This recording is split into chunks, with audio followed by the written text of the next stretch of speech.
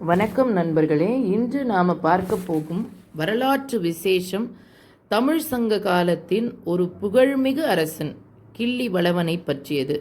இவர் பாண்டிய அரசராவார். அவரின் அரசாட்சியும் சிறந்த சாதனைக்கும் தமிழர்களின் பாரம்பரியத்தில் ஒரு முக்கிய பங்கு உள்ளது. இந்த கிள்ளிவளவன் பண்டைய சங்ககால பாண்டிய மன்னராக இருந்தவர். சங்க இலக்கியங்களில் குறிப்பாக பதிற்று 10 மற்றும் மதுரை காஞ்சி போன்ற நூல்களில் இவரை பற்றிய குறிப்புகள் உள்ளன.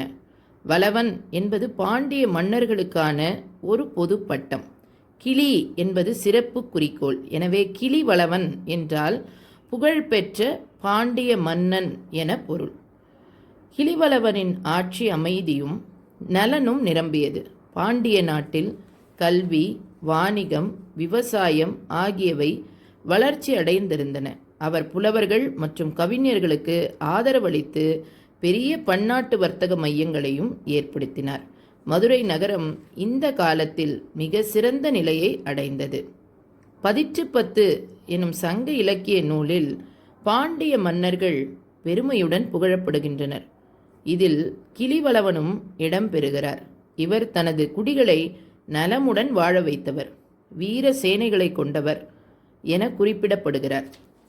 அவரது அரசாணைகள் பிரஜைகளின் நலனை கருத்தில் கொண்டு செய்யப்பட்டன. இவர் சிலர் கூறும்படி சோழர்களுடன் சிறிய தகராறுகளில் ஈடுபட்டிருக்கலாம். ஆனால் பெரும்பாலும் அமைதியான ஆட்சிதான் இவர் வழிகாட்டியது.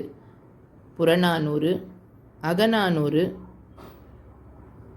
போன்ற தமிழ் இலக்கிய வளர்ச்சிக்கும் ஒரு பொற்காலமாகவே அமைந்தது இவருடைய ராஜ்யம். அத்துடன் அவரது பெயர் காலத்தில் அழியாமல் இன்றும் இலக்கியங்களில் ஒளிர்கிறது. நலங்கிள்ளி, நெடுங்கிள்ளி ஆகியோரை பற்றி பாடிய புலவர்களே குலமுற்றத்து துஞ்சிய கிள்ளி வளவனை பற்றியும் பாடியிருப்பதால் கிள்ளி வளவனும் இவர்கள் காலத்திலேயே வாழ்ந்தவனாவான். கோவூர் கிழாரின் ஒரே ஒரு வரி பாடலில் பாடப்பட்டுள்ள மற்றொரு கிள்ளிவளவன் குராப்பள்ளியில் இறந்தான் என்று கூறப்படுகிறது. ஆனால் இவ்விரு மன்னர்களுமே ஒருவரே என்று கூறப்படுகிறது. கரூரை கைப்பற்றிய பிறகே இயற்றப்பட்டதாகும். இம்மன்னன் வீரமும் பெருந்தன்மையும் பல வகை திறமையும் வாய்ந்தவன்.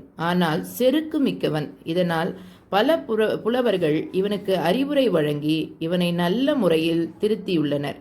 வெள்ளைக்குடி நாயனார் எனும் புலவர் தம் ஊரின் நிலத்தின் மீது விதிக்கப்பட்டிருந்த வரியை தள்ளுபடி செய்யுமாறு கீழ்வருமாறு அவர் கூறுகிறார். சேரரின் தலைநகரான கரூரை முற்றுகையிட்டு பின் அதை கைப்பற்றியதே கிள்ளிவளவனின் மிகச்சிறந்த போர் வெற்றியாக கருதப்படுகிறது.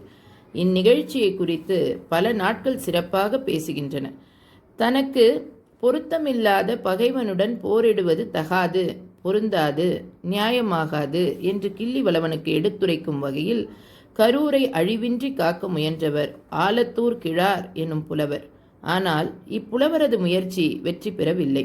அழகிய நகர் விழுந்தது. இதை பற்றி மாரோகோத் நட்புச்சலையார் என்னும் பெண்பார் புலவர் புலம்புகின்றார். இம்மன்னன் இறந்த பொழுது பாடப்பட்ட இரங்கற்பாக்கள் இவன் இறந்த இடமாகிய குலமுற்றம் எங்குள்ளது என்றோ இவன் இறந்ததற்கு காரணம் என்ன என்றோ கூறாவிடினும் இம்மன்னன் அற்புதமாய் ஆண்ட ஒரு ராஜா. Thank you so much. மறக்காமல் சப்ஸ்கிரைப் பண்ணி ஷேர் பண்ணுங்கள்.